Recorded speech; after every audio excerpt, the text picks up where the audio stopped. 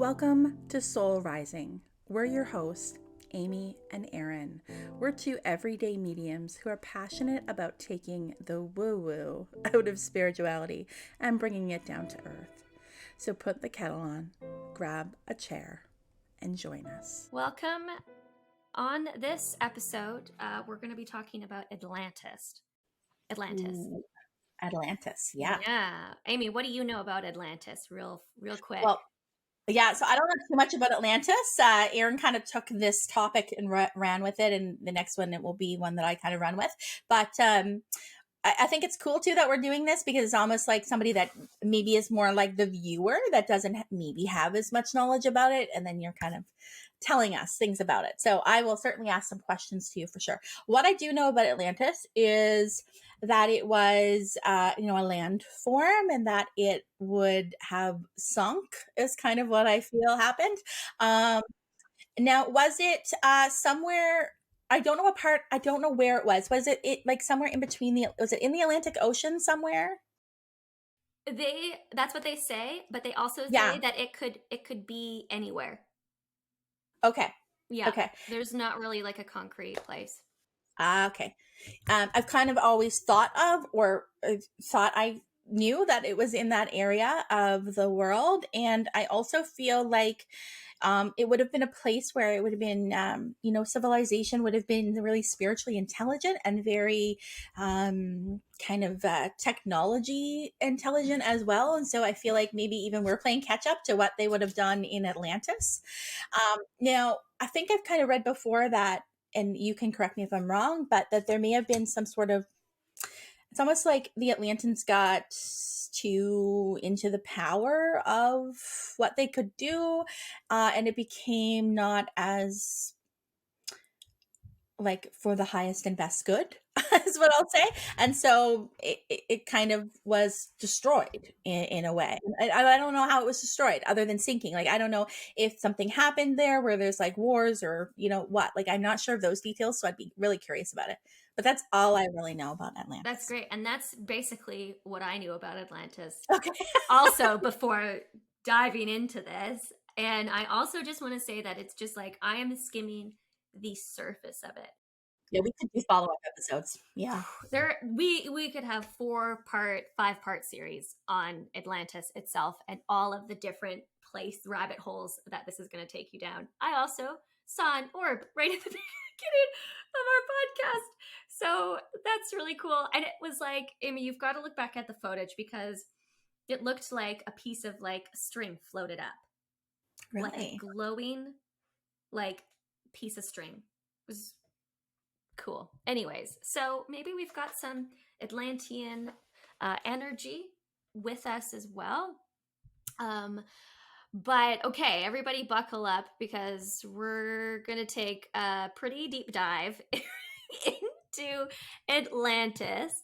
Now, if you are like Amy and I, you probably also thought that Atlantis, or that was what you kind of knew Atlantis was, this advanced civilization that maybe got destroyed. They destroyed itself and got sunk, or was underwater somehow. Like that's really what I thought Atlantis was. Also, the Disney movie Atlantis, which I think is highly underrated. I've never seen it. It's really fun. It's a good Disney movie. If you have Disney Plus, look it up. It's got who plays the voice? Anyways, it's about this explorer who is convinced that Atlantis is still a real place, as are many people today. They believe that Atlantis was a real place. So what I learned about Atlantis was that it actually came from Plato's works called, and I'm going to butcher these names, so I apologize to Plato and any philosophers, Timaeus and Critias, something like this. By the way, all of my sources are from Wikipedia, National Geographic, and a website called days.com. It's where I pulled some of my information from this. And so Plato really was the first person to talk about Atlantis, and talked about Atlantis, and I think maybe he talks about Lemuria. I don't know. But they were both, Atlantis and Lemuria were both seen as this advanced society run by people who were half gods and half human. And exactly what you said, Amy, they eventually got greedy with power. There was misuse with their power. And as a result, according to Plato, the gods got angry and basically swept Atlantis away under the ocean by a series of like cataclysmic events that unfolded. Yeah. So there is some speculation as to what inspired Plato to write about this. There's like some connections as well to ancient Egypt. I don't go too much into Egypt, just as a heads up, but there is some connection as well between Egypt and Atlantis. Yeah. I didn't know that it stemmed from Plato, and there are many who also, despite this seemingly fictional story, truly believe Atlantis was a real place. Even some of Plato's students. So it was like never. It was never like proven that it was a real place, but it was never disproven either, it sounds like. So his student Aristotle truly believed this was a fictional place, and that Plato, because he was known, this was like Plato's jam. Like he talked a lot about society, right? And he talked about government and power. So his student Aristotle thought it was a fictional place, while Xenocrates, I think I'm pronouncing that right, name right, believed this place was real. So all of that goes on during the 1960s, because we become more aware, and again, this is from Wikipedia, because we become aware of like continental drift and an understanding of like plate tectonics. Atlantis just kind of like, we talked less about it and it became less popular. I do want to read this quote just because I think it's really cool. So I'm going to try to paraphrase it. But there is a Plato scholar called Julia Annis. She's a philosophy professor at the University of Arizona. And she said this about Atlantis. She said, the continuing industry of discovering Atlantis illustrates the dangers of reading Plato, for he is clearly using what has become a standard device of fiction, stressing the historicity of an event and the discovery of hitherto unknown authorities as an indication that what follows is fiction. She says that the idea is that we should use the story to examine our own ideas, our own about government and power. And she says we basically have missed the point, that like Plato was just talking about how we could be our own downfall, that like this could happen to us. And I actually really love that idea. And honestly, the more that I go into Atlantis, I'm less inclined to believe that it was an actual real place. And I'm more inclined to believe that either this is a place that is in another dimension, like exists beyond us, but I also, because I really do think that Plato was pulling something from somewhere. Like I feel like he was channeling in some way. That's just me. That's what I think. But I do definitely agree that Plato was talking about, this idea that it's not going to be rocks from space or something, it's from the universe that's going to take out Earth. It's going to be our own, like humans are going to be the ones to undo Earth. And I mean, we're already kind of seeing that with global warming and not taking care of our planet, right, as we should be. And I do think there's a bit of a shift with that, but anyways, that's just a little bit of a sidebar with that. But who's to say that there are no other lost civilizations who lived before us, that maybe Atlantis and Lemuria really did exist? We never really will know. It is proven that there was a society that was swept away by a volcanic eruption, and this was in Santorini, I believe, over 3,000 years ago, and they were known as Minoans. Anyways, they lived in Santorini, and their society got swept away by this volcanic eruption. So, I mean, it did happen. These things have happened. I think, well, that was one proven thing that happened before. So it could be possible. I also thought this was interesting, that even, the famous psychic medium Sylvia Browne, that, no matter what you think of Sylvia Browne, she did very accurately kind of predict coronavirus. She said back in her 2008 book, I think the book is called The End of Days, which just sounds very, very bleak. But she did say that a pneumonia-like illness will spread throughout the globe. So that's kind of interesting. But she also mentions a lot of other things. You guys can look that up if you're interested about some of her predictions. And she did say that Lemuria and Atlantis will rise again, and this will be in 2050. So most of us will be living. We got to check back in and see if this happens. So you guys, hopefully we'll still be doing the podcast by then. You never know. I'll be 70. I just realized. Can you imagine? You'll be 70. I'll be 60. That would be kind of neat. But okay, so that's kind of the very, very, again, very brief history of like Atlantis, where it came from. What does this mean for like us as, you know, a spiritual community? Why are we talking about it? Well, and I think it kind of makes sense because Amy, you also mentioned Lemuria and having interest in with that, or having a connection, right, to that, because there is a lot of buzz on social media right now, apparently, about Atlantis and Lemuria, according to an article which was actually recently published this June. And it's on days.com. So they're talking about Atlantis resurfacing. And the article is titled The Internet's Latest Spiritual Awakening. And some believes that they are star seeds. So the article talks about like how people believe that they're star seeds. We've talked about this as well. Descendants of a galaxy. They also talk about like Octarians, which are alien human hybrids, which I didn't know about, from a blue planet.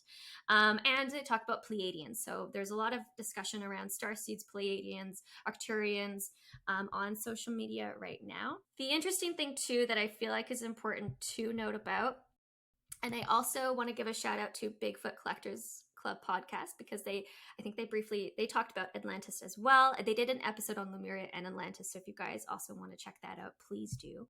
It's a pretty interesting episode, 2 episodes, as are all of theirs. But that was really cool. But they talked about the kind of like the more bleaker, the darker side to Atlantis and Lemuria. Maybe our listeners didn't know this as well, but that there was a racist and an anti-Semite known as Dietrich Eckart, who was an occultist, but also was known as Adolf Hitler's mentor, which is interesting and is viewed by some to be the co-founder of Nazism. Okay. I know. We're taking a bit of a darker turn, but I just think it's important just to kind of mention it, because I think we still see this with some stuff today, maybe not as, maybe not to this extent, but we do see people kind of taking this idea of spirituality, these ideas, and really shifting it, right? Kind of like making it this white supremacist idea in some way. That's just kind of my thoughts as well. But Eckhart believed that the people of Atlantis were of Aryan race. And I believe Eckhart also viewed this about Lemuria as well. And there's a lot of other, when I looked into this, there's a lot of other like secret societies around that time who also believed something similar. That was like the supreme race. Okay. I'm not going to go too much into it, but I mean, we all know that the Nazis even took a religious symbol that was used by Buddhists for a symbol that was a symbol of peace, and they turned it into awful. They took it and they just misused it. So that's just something that I think is just worth noting. I mean, not to say that if you are open to these ideas that you prescribe to this ideology, that's not it at all. But again, I just think it's important to kind of mention that, because there's a lot of people that kind of do that and say, look, white people are special, blah, blah, blah, which is just like, but it's very, with everything, I think it's really important that we use our own judgment when we look at these topics. Always do your research, question everything. There is a lot more to Atlantis and Lemuria. I have to believe that these societies, didn't really exist in, again, reality, but I really think they just exist in some other dimension or some form of consciousness. And it's a lesson for us to not misuse power. That is my story about Atlantis, where it came from. And but again, I like really just scratched the surface with it. Those are just like maybe the Cole's notes, the unprofessional Cole's notes. I am not an expert at all, but I definitely learned a lot because I really didn't know that it stemmed from Plato. Yeah, Plato's works. I Yeah. didn't know that either. Yeah, it's interesting too. Like like I said, didn't know too much about Atlantis. I was curious if you came across anything in your research about maybe, how people will feel like maybe they have star origins, right? Like the concept of star seeds.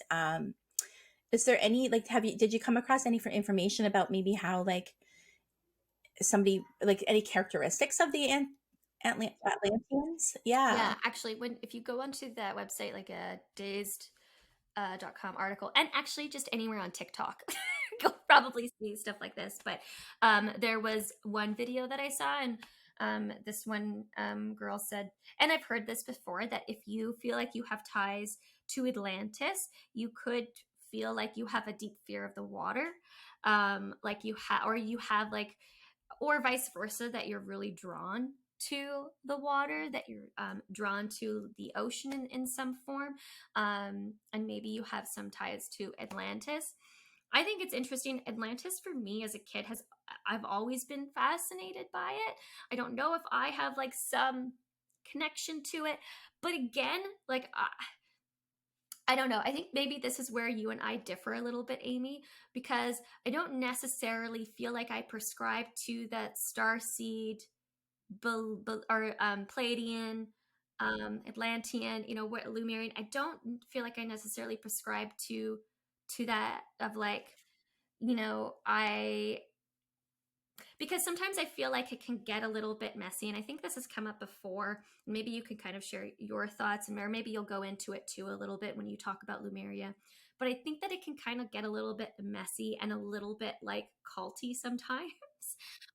I agree. Well, spirituality kind of in general. Yeah. It can get and then people kind of have these, and this kind of gets into that messed up Nazism shit where, the supreme race and all that stuff. Like, not to say people are to that extent, but like it gets to this point where you kind of sometimes, some people, not everybody, okay, but you think that, oh, I'm this, so I'm special, in some That's that form. ego, like we talked about in the last episode with Ram Dass's brother. If you didn't listen to the last episode, I think I ended with that. That's that ego perspective taking over. Yeah, Yeah, so that's what I mean. Like, I think it can get a little bit tricky, I and think it can. Yeah. but I don't want to like completely dismiss that either, because I do think maybe there's something to it if you feel like, because I feel that way. Like, I feel like I'm from somewhere else. I don't feel like I'm like from this planet. And maybe my friends would agree with me too. But I really feel like I'm kind of, sometimes I feel like I'm from some other planet in space, or in space and time, in some other dimension. Um, and I know that people also have talked about this idea in spirituality of like feeling at home. Even as a kid, and I know we just got off this topic of kids in spirit, but as a kid, I I shared this story before, but I yelled at my mom and I said, I want to go back home. I was experiencing all of these like weird human human emotions. I was angry, I was sad, I was happy. I didn't know what to do with everything. But then for me in my head, I was like, this isn't home. I want to go back home. Which sounds awful. And again, I just feel like so bad because my mom had to listen to me talk about that. But um yeah, I don't know. I don't know. Maybe I don't want to discount it again, but I need something a little bit more with that to make me feel like, okay, there are actually things.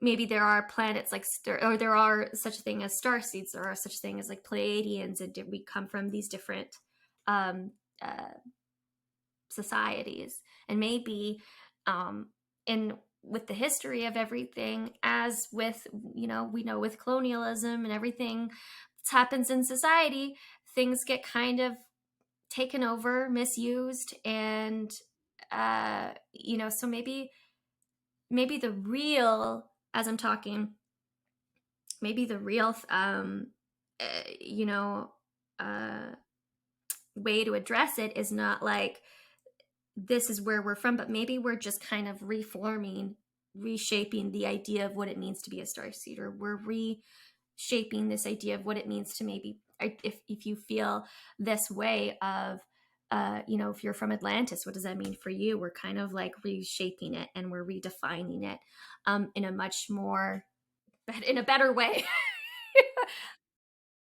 When you think about like characteristics or things about the different starseed types, like I hear what you're saying. Like, what if they are just almost expressions of consciousness or ways in which we expand and become more divine, like almost as if they are lessons or metaphors or symbols for the ultimate human, not in terms of like the divine race, in terms of what we should look like, but in terms of what we should Embody embody. the essence of, Maybe, yeah, maybe, yeah, yeah. Interesting. It's interesting, like, because I am interested in this concept of starseeds, but I do see how I think it's human nature though to want to like identify, belong with something, but then also like but then in that we separate and we categorize, and I just think it's because we do that like in our own human lives with people, and yeah, and then maybe it's another expression of it in starseeds. Like yeah, trying to like find where you belong in yeah, this mixed up, wild, messed up world sometimes, trying to see where you kind of fit in. yeah. I almost take it as like guidance. So when you're talking about Atlantis and like all the misuse of power, the abuse of power, and like all the things that did go wrong, I did want to share something that I read actually. And so next episode I'm going to talk about Lemuria, but I read maybe in the Women of Lemuria, but it also might have been in Bringers of the Dawn. So I'm going to show you both books. Essentially, this idea that like, hold on, let me go to my notes so I don't get mixed up.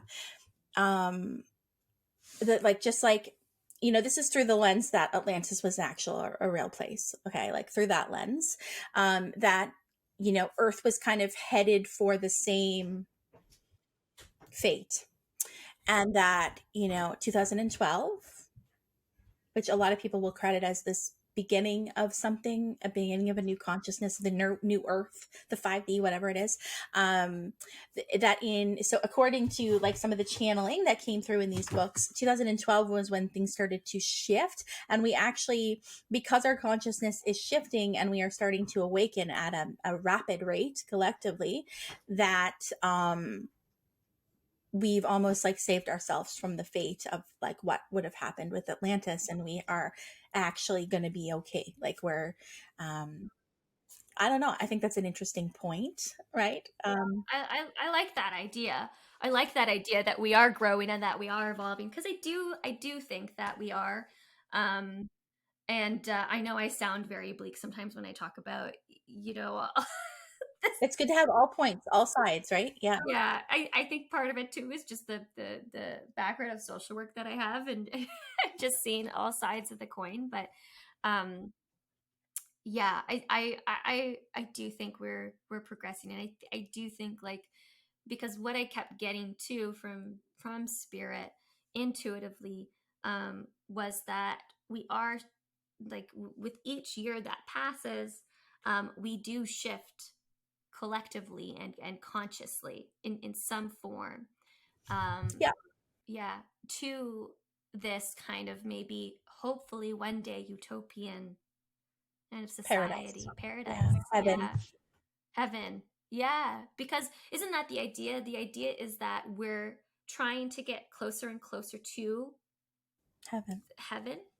Or yeah, the Earth idea is of it. trying to, even from my own, like, from giving readings and from, like, doing my own research, it seems that like, we're Earth is like the hardest place to come to learn. And if you went to any other planet or any other what is it, like dimension or form of consciousness, it's easy to do things like manifest. You can do things like fly, or you can do things like speak telepathically, right? And so, but when we come here, it can be such a shock to our systems, or to our soul, maybe on a soul level, that we can't necessarily do these things. And is that the veil? Like, is the veil that Yeah, that block, or that that, block. like, I forgot, I'm forgetting, I'm here to I'm remember? here to remember. Yeah. So to me, that's kind of like bringing heaven, because I kind of subscribe to, us spiritually awakening and expanding our consciousness is essentially like creating heaven where we are, or like seeing earth as heaven, like we could manifest it to be that. But for me, like what I feel like what we would need to do is then to actually believe that we are empowered enough to create that, right? Or that, yeah. Yeah. Yeah, it's an interesting concept, and I feel like this, we'll talk about this revisited in the future. I know one of my listeners was is one of our listeners is, I was going to say my friend, but that's why I said mine, not our listeners is super into this stuff, and she kept saying, you guys need to like subscribe to Gaia, um, which is a like streaming platform.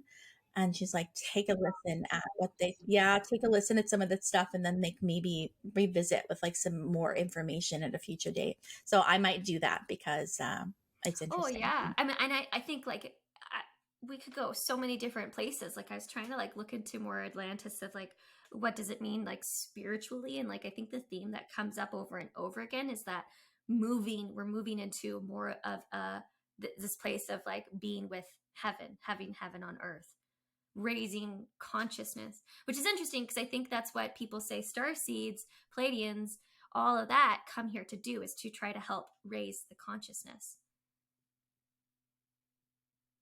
Yeah. But I think what you're kind of bringing up as a question, something to ponder, is, but did these things actually happen here in this realm, or do these concepts come through as lessons, metaphors to help us here, like almost like what happened with Atlantis, like is this is close to what's happening here, as we're evolving, as we're getting really, because something I always read about Atlanteans where they're very like tech like scientific and technological advanced, right? So it's like I can see our society beginning to be more and more and more and more and more like that, artificial intelligence and all that kind of stuff. But like um it almost feel, I heard the word allegory in my mind there, so it almost makes me feel like it is just kind of like a symbol, a metaphor to what could happen if you do not Yeah, that's what I keep mean. yourself in check, right? Like yeah, yeah, It's like check yourself before you wreck yourself.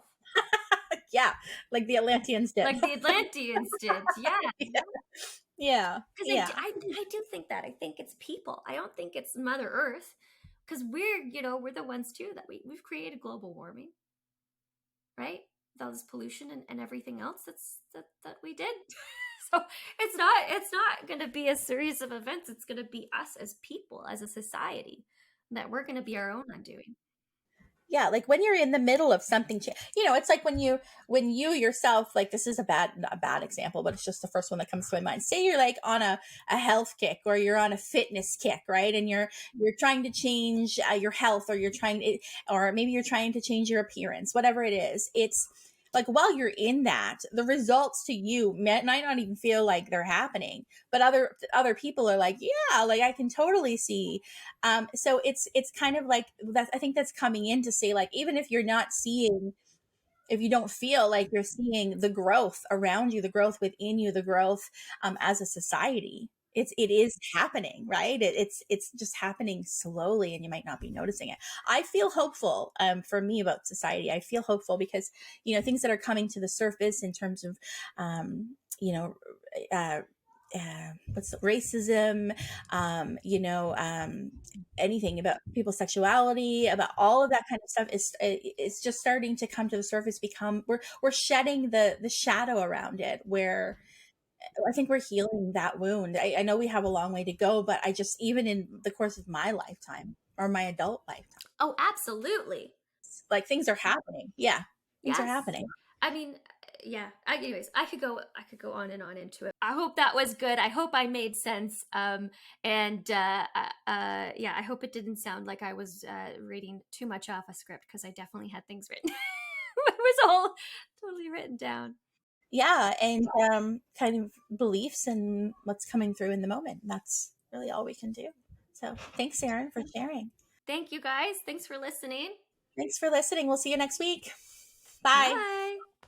If you like what you're hearing, don't forget to give us a 5-star review on Apple Podcast and tune in each week as we dish on all things spiritual. Don't forget to like, comment on what you would like to hear us talk about next, and subscribe.